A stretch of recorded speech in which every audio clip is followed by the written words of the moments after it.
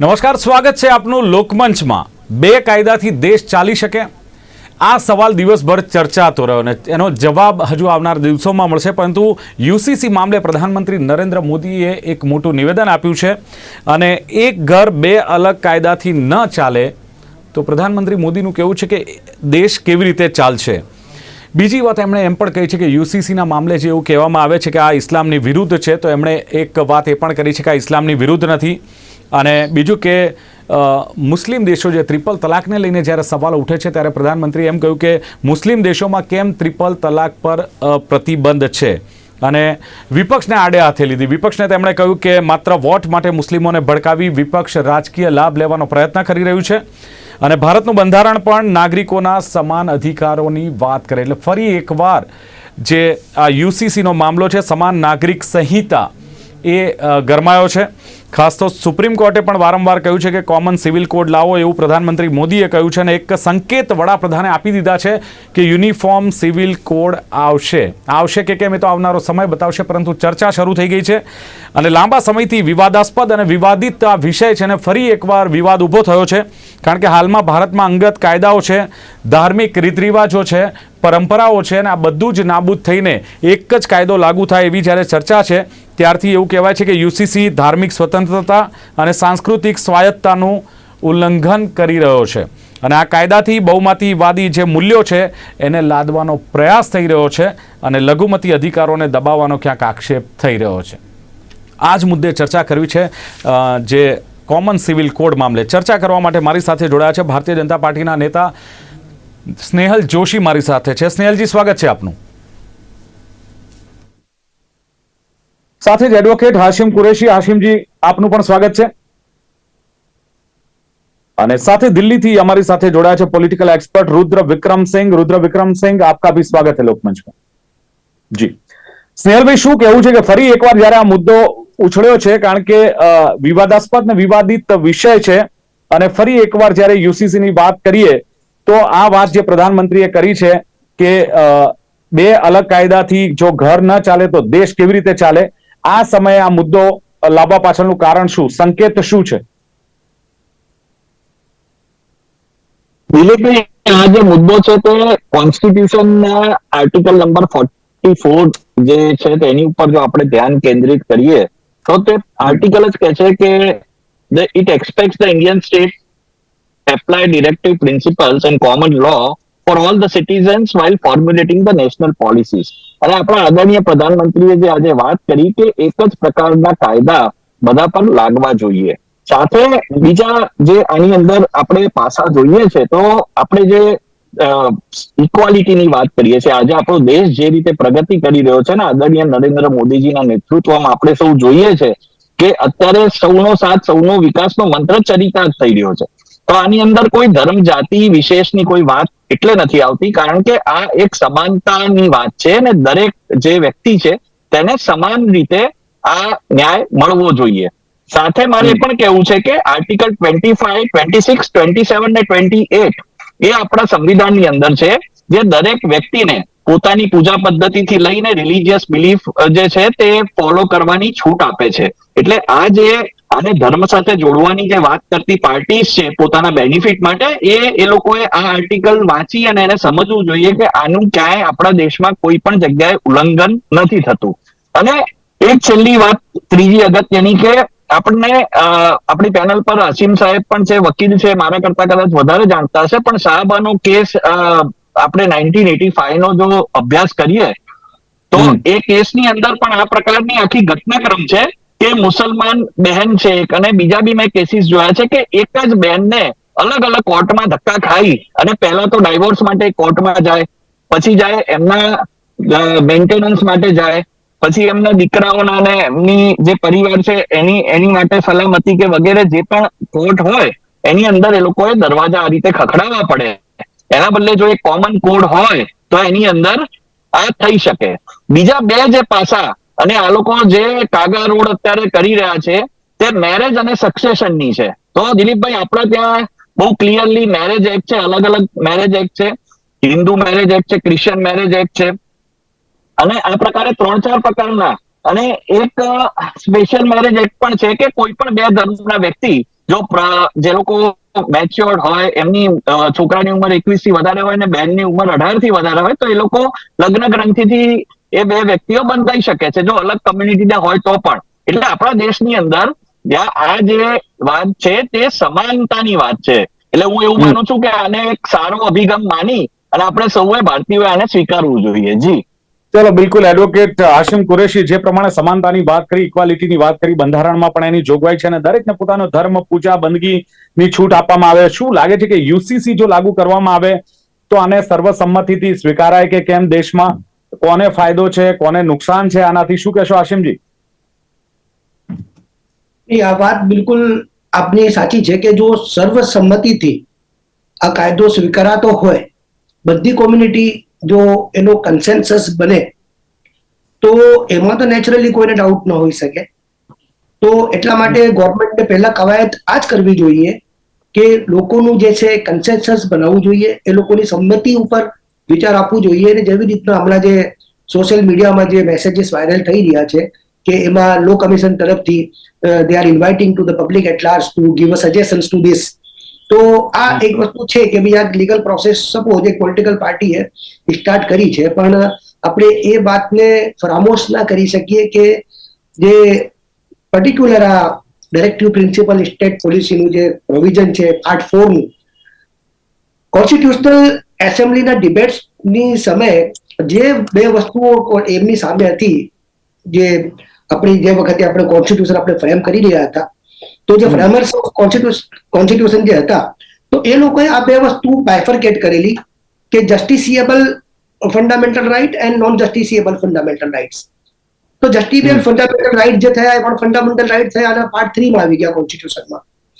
અનજસ્ટિસિએબલ fundamental right જે હતા એ આપણે આમાં ડાયરેક્ટિવ પ્રિન્સિપલ ઓફ સ્ટેટ પોલિસીમાં લઈ લીધા, કારણ કે એ વખતે આઝાદીથી આપણે થોડા બધી રીતે એટલે એટલી મેચ્યોરિટી નહોતી કે એજ્યુકેશનનું ગ્રાફ બહુ નીચે હતું, ઇકોનોમિકલી આ થોડું એ સેટબેક હતું. આ બધી વસ્તુઓ જ્યારે ફૂલફિલ થાય અને જે આપણું જે સિવિલાઇઝેશન જે આપણે જે એમાં ડેવલપમેન્ટ કરતા આવ્યા છીએ સદીઓથી, તો એવી રીતે આપણી સિટીઝનશીપનું પણ ડેવલપમેન્ટ થયું. અને એ જો એક પરિપક્વ સ્ટેજ ઉપર આપણે આવી જઈએ તો ત્યાં પોતે સિટીઝન એડોપ્ટ કરી લેશે કોઈ પણ કાયદાને જે એની ફેવરમાં હશે. તો સૌથી પહેલા તો લોકોનું આખું એક મેન્ટલ સ્ટેટ બનાવવાની જરૂર છે કે first of all they are considering all the citizen as a equal one. You may હવે I will say I can't distance myself કે જેવી રીતના ઇસ્યુઝ એક માઇનોરિટી કોમ્યુનિટી સામે છે, એક પર્ટિક્યુલર ધર્મને ટાર્ગેટ કરવામાં આવે છે, તો ત્યાં જે કોમ્યુનિટી છે એનું ટ્રસ્ટ બ્રીચ થાય છે અને ત્યાં શંકા ઉભી થાય છે કે ભાઈ આ પાર્ટી જે અમને ટીચ કરી રહી છે, જે અમારા રિલિજન ઉપર, ફંડામેન્ટલ રાઇટ ઉપર, રિલિજન ઉપર ત્રાપ મૂકી રહી છે અને જે અમને અડકતરી રીતે પોતાનું પોલિટિકલ ગેન લેવા માટે અને વોટ બેંક એટલે બીજી કોમ્યુનિટીને ખુશ કરવા માટે અમને યુઝ કરી રહી છે, તો આની એ ઇન્ટેન્શન ઉપર શંકા જાય છે આ કોમ્યુનિટી. હાશિમજી આઈપીસી કે સીપીસી ની વાત કરીએ તો એમાં પણ એવું છે ને કે તમામ માટે સરખા કાયદા છે, આખા દેશભરમાં સરખા કાયદા છે. I am very thankful to you. મેં પહેલા કીધું છે કે already we are having the common civil code in our country.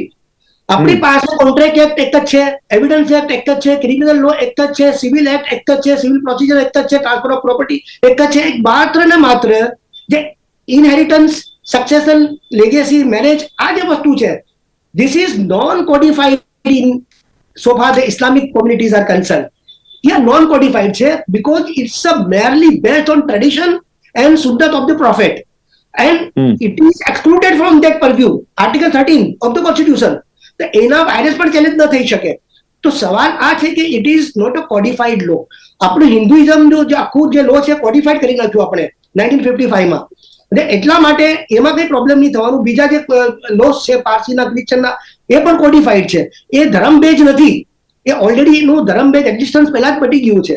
સવાલ એ છે કે હમણાં જે અનકોડિફાઈડ જે લો છે મુસ્લિમના, એ હવે આ it drives from Quran and Hadith. તો whether the parliament is having any right to disturb the Quranic verses or the tradition of prophet? No. That's why they can not do.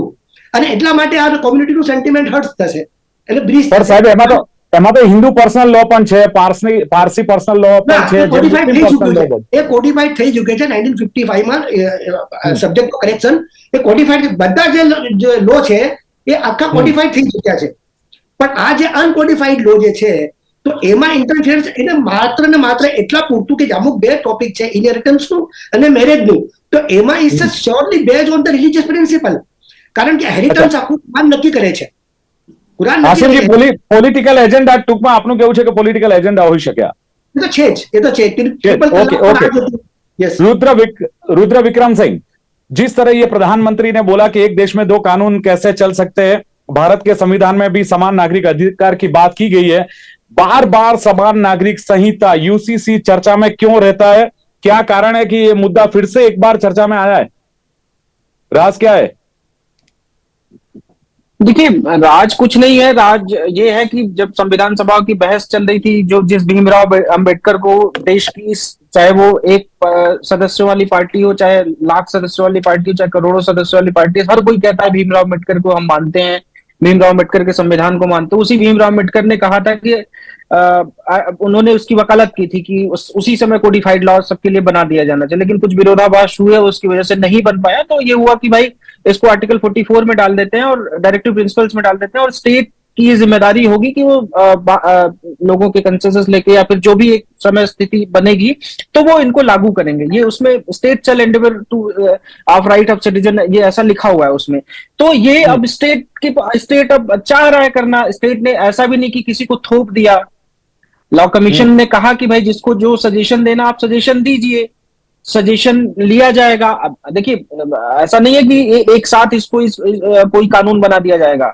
बिल्कुल सबके सजेशन लिए जाएंगे, बहुत सारी हो सकते हैं, बहुत सारी दिक्कतें हों, लेकिन देखिए इसमें कोई ऐसी समस्या ऐसी नहीं है कि कुरान आड़े आएगा या फिर किसी का धर्म आड़ेगा। ये देखिए अधिकारों को देने की बात है, अधिकारों, किसी के अधिकार को लेने की बात नहीं है। इसमें बड़ी क्लियर सी बात है कि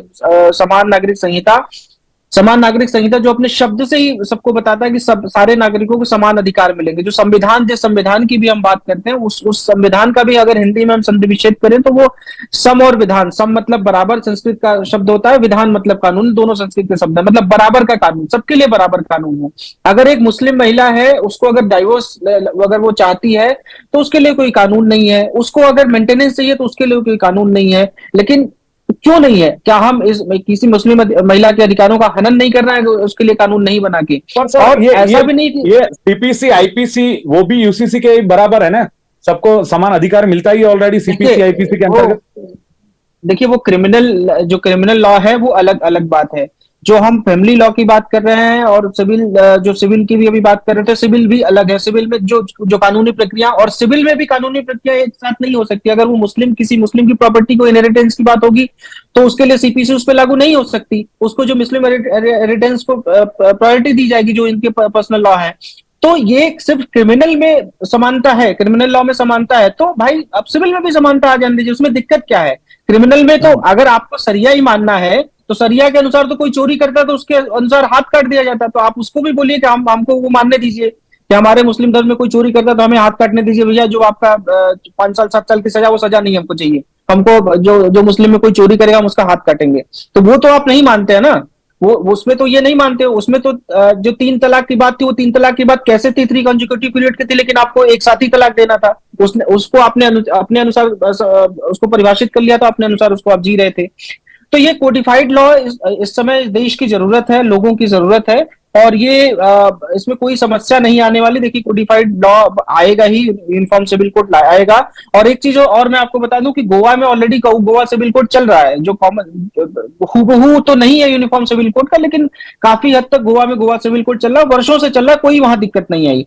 तो हिंदुस्तान में भी अगर लागू हो जाएगा तो कोई दिक्कत होने वाली नहीं है, और ये बिल्कुल ये समय की जरूरत है। चलो बिल्कुल स्नेहलजी, समयની જરૂરિયાત છે, વારે ઘડી આ મુદ્દો ચર્ચાય છે અને વળી પાછું એનું કોઈ નિષ્કર્ષ પર આપણે પહોંચતા નથી, કારણ કે રાજ્યોમાં, ઘણા બધા રાજ્યોમાં તમારી સરકાર છે, વાયદા કરીને બેઠી છે કે યુસીસી લાગુ કરીશું, પરંતુ હજુ એ લાગુ કરવામાં આવ્યું નથી. બીજું, કેન્દ્રમાં પણ ભારતીય જનતા પાર્ટીની સરકાર છે. એક ચર્ચા એ પણ થઈ રહી છે કે 2024 માટેની તૈયારીઓ છે. આ મુદ્દો છંછેડવા પાછળનું કારણ એ છે લોકસભાની ચૂંટણીઓ. દિલીપભાઈ, આની પહેલા જે કુરેશીજીએ જે રીતે વાત કરી કે એક સ્પેસિફિક કમ્યુનિટીને ટાર્ગેટ બનાવવામાં આવે છે અને આ એ લોકોની જે ધર્મની વાત છે એની સાથે એ લોકોએ જોડવાની વાત કરી, તો એમનું પવિત્ર કુરાને શરીફ છે એમાં એ લોકો માને છે, એ લોકો એમની ઇબાદત કરે છે અને બહુ સારી રીતે અત્યારે કરોડો હું તો કહું છું મુસ્લિમ ભાઈઓ બહેનો આપણી સાથે રહે છે. આને ધર્મ સાથે જોડ્યા સિવાય મારે એકવાર આ ફરીથી આપને અને ખાસ કરીને દર્શકોને સમજાવવું છે કે શાહબાનો કેસ જો આપણે સ્ટડી કરીએ દિલીપભાઈ, ખૂબ જ ચર્ચિત કેસ છે અને એની અંદર બધું ક્લિયર છે. એમના પતિ મોહમ્મદ અફઝલ ખાને 40 વર્ષના લગ્ન જીવન પછી એ બેનને 3 વાર તલાક કરીને એમને ડાયવોર્સ આપી દીધા.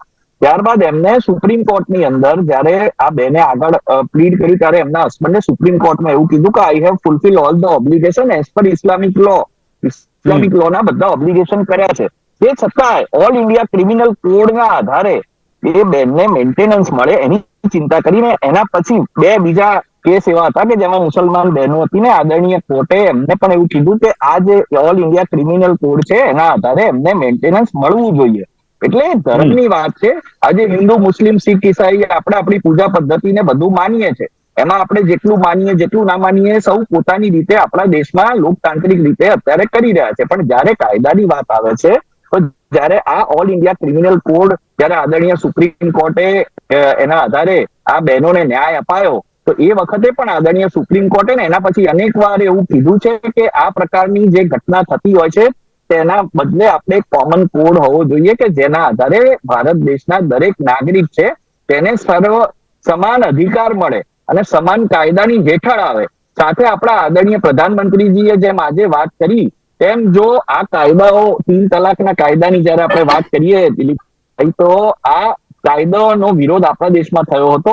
ઇજિપ્ત જેવા દેશમાં જ્યાં 80% ઉપર કદાચ મુસ્લિમ ભાઈઓ બહેનો ત્યાં રહે છે એવા દેશમાં 90 વર્ષ પહેલા આ બધા કાયદા નાબૂદ થઈ ગયા છે. એટલે એમની જે એમની કુરાને શરીફ છે, એમની જે પૂજા પદ્ધતિ છે વગેરે એ લોકો ફોલો કરે છે. પણ આપણા દેશના કાયદાની જયારે વાત આવે તો સ્વાભાવિક રીતે અલગ અલગ વ્યક્તિઓ માટે અલગ અલગ કાયદાના બદલે આ જે કાયદા છે તે આમાં લાગુ થવા જોઈએ. અને હું માનું છું કે આ જે પણ કેસ આપણે વાત કરી તો એ બંને એક જ ધર્મના હતા, પતિ પત્ની, અને બંને એક જ પૂજા પદ્ધતિ ને બંને એક જ ધર્મથી બિલોંગ કરતા હતા. તો પણ એ બેનને ફરજ કેમ પડી કે આ કોર્ટના દરવાજા ખખડાવવાની? તો એ રીતે કેટલી બહેનો હશે કે જેમને આ રીતે તકલીફ થતી હશે, જેમને પીડા થતી હશે. તો એ પીડા દૂર કરવાનું આપણા આદરણીય નરેન્દ્ર મોદીજીએ જે વિરોધ ઝડપ્યું છે તેના ભાગરૂપે એક તો 3 તલાકને પહેલા બંધ કર્યું. સાથે સાથે કોમન સિવિલ કોડ એટલે જરૂર છે કે મુસલમાન બહેનોને પણ પ્રોપરલી ન્યાયિક રીતે જે ક્રિમિનલ કોડ જે સર્વે માટે લાગુ થાય લાગે છે કે એમને સ્નેહલભાઈ એમને વિશ્વાસમાં લેવા જોઈએ, એ મુસ્લિમ બહેનોને કે જે લોકો ઇસ્લામ ધર્મમાં માને છે એમને વિશ્વાસમાં લેવા જોઈએ એવું માનો છો? આમાં આપણે જોયું છે કે ક્રમશઃ થોડા વર્ષોની અંદર આપણે જો તમે પેટર્ન જોશો તો ભારતીય જનતા પાર્ટીને જે સમર્થન મળી રહ્યું છે તે સર્વધર્મના લોકોનું સમર્થન ભારતીય જનતા પાર્ટીને દિલીપભાઈ મળી રહ્યું છે. ઉત્તર પ્રદેશ ખાસ કરીને, કારણ કે મોટામાં મોટો પ્રદેશ છે આપણો ભારતનો, એટલે હું એમ કહીશ કે ઉત્તર પ્રદેશનું જો તમે જોશો તો ત્યાં મુસલમાન બહેનો, મુસલમાન ભાઈઓએ ઘણા બધાએ ભારતીય જનતા પાર્ટીને એટલે સમર્થન આપ્યું ચલો, સમર્થન નથી મળ્યું स्नेहलભાઈ, કર્ણાટકમાં સમર્થન નથી મળ્યું, પરંતુ हाशिम जी कॉमन जो लॉस है वो सब एंजॉय कर रहे हैं. सवाल ये पर्सनल लॉ की क्यों, मतलब એનો વિરોધ કેમ થાય છે? અને બીજું, લગ્ન વિધિથી બંધાયા પછી કોઈ પણ ધર્મના લોકો જ્યારે મેરેજ સર્ટિફિકેટ લેવું હોય છે ત્યારે આપણે કાયદાનો ઉપયોગ કરીને મેરેજ સર્ટી લઈએ છીએ. ડેથ સર્ટી, નો ડાઉટ આપણી જે જનાજાની વિધિ કે દફન વિધિ હોય, હિન્દુઓની લૌકિક ક્રિયા હોય, આ ક્રિયાઓ અલગ છે, પણ ડેથ સર્ટી લેવા જઈએ છીએ ત્યારે કાયદો કોમન છે. પાસપોર્ટ માટે પ્રોસિજર સેમ છે, તો પછી આ પ્રોસિજર પણ સેમ હોવી જોઈએ. એક વાત આવી પણ ચાલે છે. એવી કોઈ વસ્તુ સામે વાંધો નથી કે જેનાથી પર્સનલ જે બિલીફની કનેક્ટેડ, પર્સનલ બિલીફથી કનેક્ટેડ રિચ્યુઅલ્સ છે એ હિન્દુ કોમ્યુનિટીની હોય, પારસીની હોય કે મુસ્લિમની હોય, એના વગર અમારી કે બધી આપણી કોમ્યુનિટી જે છે હમ સબ हेलो तो अपनी जो भी कम्युनिटीज है जो मजहब में बिलीव करती है उनकी जो रिलीजियस सेंटिमेंट्स है, रिचुअल्स की खास करके, वो अगर डिस्टर्ब नहीं होती है तो किसी को प्रॉब्लम नहीं है. मैं ये समझता हूँ यहाँ पर अगर समान सिविल कोड आया तो उसके अंदर अगर कोई ऐसा प्रोविजन आया कि जिसके अंदर 7 फेरे नहीं सिर्फ कोर्ट में मैरिज करनी है तो कोई भी हिंदू भाई को किसी को गवारा नहीं होगा. इसी तरीके से अगर वो ये कहते हैं कि नहीं काजी के सामने नहीं आपको होते ही है ना हाशिम जी, कोर्ट मैरिज हिंदू में भी होते हैं, मुस्लिम में भी होते हैं. नहीं होते हैं। मैं ये कह रहा हूं कि अगर कोई ऐसा प्रोविजन, हमको नहीं मालूम कि इसकी टेक्स्ट क्या है, ये बिल अभी जो इंट्रोड्यूस हुआ था 19 में और 20 के अंदर जो पास नहीं हो सका, ये सवाल ये है कि आप, और इससे पहले मैं आपको एक बात बताता चलूं, ये 44 की ये जो मामला है पूरा पार्ट 3 का, ये 39 से स्टार्ट होता है। वहां पर social justice, equality in economical resources, equality in employment, equality in जिसको बोलते हैं पॉलिटिकल रिप्रेजेंटेशन, वो तमाम चीजें का उसको इंप्लीमेंट क्यों नहीं कर रही है गवर्नमेंट? वो मुसलमानों को देने नहीं चाहती। इसका हमारा पॉलिटिक्स में रिप्रेजेंटेशन नहीं है, कोई भी सर्विसेज में रिप्रेजेंटेशन नहीं है। It's also part of directive principle. उसके ऊपर बैन तो नहीं है ना? कौन कर रहा है? नॉट ओनली दिस, अब ये कम्युनिटी को तो मतलब जो ग्रांट दिया उसको भी वापस ले रहे हैं अभी हज के टाइम पे। तो ये जो गवर्नमेंट है तो इसके इंटेंशन पे सवाल उठेंगे कि कम्युनिटी उठाएंगे सर, आप देखिए। चलो रुद्र विक्रम, ओके सर, रुद्र विक्रम सिंह, जो सवाल उठ रहे हैं 2024 लोकसभा के चुनाव से पहले क्या लगता है कि समान नागरिक संहिता लागू हो सकता है? मान लो कि ये पॉलिटिकल एजेंडा है, फिर भी दूसरा, या फिर 370 हटाया, राम मंदिर बनवाया, अगर मान लो कि ये तैयार भी होता है, अदालत में चुनौती भी देते हैं, तो गर्व से कह सकते हैं कि भाई हमने तो वादा पूरा किया, विरोधी नहीं चाहते, ये बात आ सकती है? राजनीति लाभ कहकर ये मुद्दा अभी उठाया जा रहा है। नहीं देखिए, ये इस मामले को चुनौती अदालत में दी भी नहीं जा सकती, ना ही अदालत इस मामले को, अगर पार्लियामेंट ये बिल पास कर देती है तो अदालत इस मामले में, क्योंकि डायरेक्टिव प्रिंसिपल की जो भी चीजें हैं, जो भी चीजें डायरेक्टिव प्रिंसिपल्स में रखी गई हैं, उसमें स्टेट का पूरा अधिकार है। हाँ, कोई भी ऐसी चीज आप नहीं बना सकते जो किसी के फंडामेंटल राइट को इन्फ्रिंजमेंट करता है। फंडामेंटल राइट को इन्फ्रिंजमेंट ना करते हुए कोई भी कानून और डायरेक्टिव प्रिंसिपल में जो भी चीजें, उसमें स्टेट का अधिकार है। स्टेट ये संविधान ही अधिकार देता है उनको कि कानून बनाने का, तो उसमें कोर्ट में तो कोई मसला ऐसा रहने वाला नहीं है। और कानून, मुझे लगता है जिस तरीके से इस सरकार का रुख है, जिस तरीके से आज प्रधानमंत्री ने भी कहा, इससे पहले भी जो लॉ कमीशन ने सबके सजेशंस मंगाए हैं, तो मुझे लगता नहीं कि अब ये बहुत देरी लगेगी इस बिल को पास करने में। और मुझे लगता है आगे जो भी सेशन आएगा उसमें इस बिल को पास कर लिया जाएगा पार्लियामेंट में, और पार्लियामेंट लागू होता है नहीं होता है, रुद्र विक्रम सिंह, लागू होता है नहीं होता है, कि पार्लियामेंट में पास होता है नहीं होता है, पर सियासी फायदा मिल सकता है भारतीय जनता पार्टी को केंद्र सरकार? देखिए, सियासी फायदा तो मुझे नहीं पता, लेकिन हाँ, मैं ये कहता हूं कि देशवासियों को जरूर फायदा मिलेगा, मुस्लिम महिलाओं को जरूर फायदा मिलेगा, जिन्हें एक झटके में तलाक देकर और उनको घर से बाहर निकाल दिया जाता है, उनको कम से कम उनके लिए राइट मिलेंगे। वो तो कर दिया ना, वो का है, वो तो ट्रिपल तलाक खत्म किया है ना, वो तो ट्रिपल तलाक खत्म किया। तलाक का हो गया? अरे तलाक मिलना है, तलाक, अरे ट्रिपल तलाक खत्म किया, तलाक थोड़ी खत्म किया। तलाक तो आप देंगे, तलाक वही कोई भी तलाक दी गई, हिंदू भी तलाक दे सकता है। नहीं तो उसको आप फिर कोर्ट के तहत तलाक देंगे ना, वो भी अपना यहाँ पर ऑन द सेम पेज है ये इश्यू के ऊपर कि जो गवर्नमेंट ने ये किया था, देखिए हम तो उसका इंटेंशन इसके लिए मतलब वो चैलेंज करते हैं गवर्नमेंट का कि भाई वो एक पर्टिकुलर कम्युनिटी के सामने मतलब ऐसे बयानात होते रहते हैं और तमाम चीजें। लेकिन जहां तक ये ट्रिपल तलाक का मामला था, वो बिल्कुल पुरानी जो मैंडेट उसके हिसाब से किया गया है, उसमें कोई प्रॉब्लम नहीं है। कुरान पहले से ये कह रहा है। दूसरे देशों में आजकल ये क्यों नहीं होता? मैं आपसे बड़ी विनम्रता से पूछना चाहता हूं कि जैसे प्रधानमंत्री जी ने कहा, जो देश इस्लामिक मतलब इस्लामिक देश है, उसमें ये कायदा आज नहीं है। आज भारत में कुछ कर रहा है।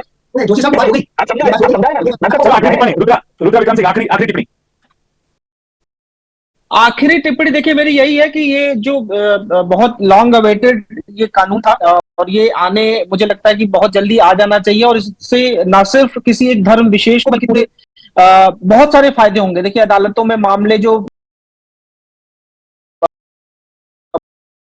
बहुत ज्यादा मामले आते हैं अलग अलग तरह के, वो एक अदालतों में सुनने में उनको दिक्कत नहीं होगी। कानून के विद्यार्थियों को एक कोडिफाइड लॉ पढ़ने को मिलेगा, उनको बहुत सारा कानून पढ़ने की जरूरत नहीं पड़ेगी, क्योंकि अगर हम मान लीजिए किसी कानून पढ़ना, तो मुस्लिम कानून पढ़ने पड़ते हैं, हिंदू कोडिफाइड लॉ अलग है, उसको पढ़ना पड़ता है। तो ये एक सरलीकरण भी हो जाएगा, कानूनों को एक सरलीकरण हो जाएगा। 24 चुनाव से पहले आएगा या ऐसे ही अद्धरताल रहेगा, चुनाव के बाद में सोचा जाएगा? क्या लगता है आखिर में? नहीं देखिए, मुझे रुद्र विक्रम सिंह, हाँ नहीं देखिए, अगर मुझे नहीं लगता है कि अब इसमें कोई बहुत लेट लपेट होगा, क्योंकि आज प्रधानमंत्री का भाषण जो था वो इस बात को सीधा इंगित कर रहा था कि चुनाव से पहले जो भी या फिर अगला जो भी सदन होगा संसद का, मुझे लगता है कि उसी में पास होने की संभावना बिल्कुल। है। आसिम जी क्या लगता है आपको? आखिरी देखिए, टिप्पणी। सबसे पहले तो मैं आपको ये कहूंगा मेरी आखिरी कमेंट के अंदर कि ये जो पर्टिकुलर लॉ लाया जा रहा है ये पूरा वक्फ एक्ट के ऊपर निशाना है। वक्फ एक्ट को, काजी एक्ट को खत्म करना चाहते हैं, एक तो उसमें निशाना है। और नंबर 2 मैं आपको बताऊं कि वही directive principle of state policy जो है, यही आगे के आर्टिकल के अंदर बिल्कुल एक क्लियर डायरेक्शन जो इम्प्लीमेंट करना चाहिए, जो पब्लिक इंस्टीट्यूशन और बड़ी बड़ी कंपनीज है उसके अंदर जो एम्प्लॉइज है उनका टेक, उनकी पार्टनरशिप हम गवर्नमेंट से कहते हैं कि ये आप कर सकते हो तो बहुत बड़ी बात होगी। ચલો થેન્ક યુ સો મચ। એટલે સવાલ એ છે કે ક્યાંક બે કાયદાથી દેશ ચાલી શકે કે કેમ, અને એટલે જે કાયદો લાવવાની વાત છે યુનાઇટેડ સિવિલ એટલે કે કોમન છે લાવવાની વાત ચાલી રહી છે, સમાન નાગરિક સંહિતા, એને લઈને ક્યાંક ટાર્ગેટ કરાય છે કે મુસ્લિમોને ઇસ્લામ ધર્મને ટાર્ગેટ કરવામાં આવે છે, વકફ એક્ટ પર નિશાન છે। બીજી બાજુ એ છે કે સમાનતાની જ્યારે વાત આવે છે તો દરેક નાગરિકોને સમાનતાનો અધિકાર છે અને એમાં ફંડામેન્ટલ રાઈટ કોઈ ડિસ્ટર્બ થતો નથી। 2024 લોકસભાની ચૂંટણી આવી રહી છે એટલે ક્યાંક રાજકીય દ્રષ્ટિએ પણ આ મુદ્દાને જોવામાં આવી રહ્યો છે, પણ હવે એક કાયદાની જરૂર છે ત્યારે લોકોને પણ વિશ્વાસમાં લઈને કદાચ સરકાર આગળ વધે એ પણ જરૂરી છે। ચર્ચાનું સમાપન કરે છે સ્નેહલ જોશી, આશિમ કુરેશી, રુદ્ર વિક્રમ સિંહ, ત્રણે જોડાયા। ખૂબ ખૂબ આભાર, થેન્ક યુ વેરી મચ। તો દર્શક મિત્રો, લોકમંચ કાર્યક્રમમાં હતી આજની વાત। ખાસ યુસીસી મામલે પ્રધાનમંત્રી નરેન્દ્ર મોદીએ જે નિવેદન આપ્યું ને બે કાયદાથી દેશ ચાલી શકે। ફરી મળીશું એક નવા મુદ્દા સાથે। નમસ્કાર।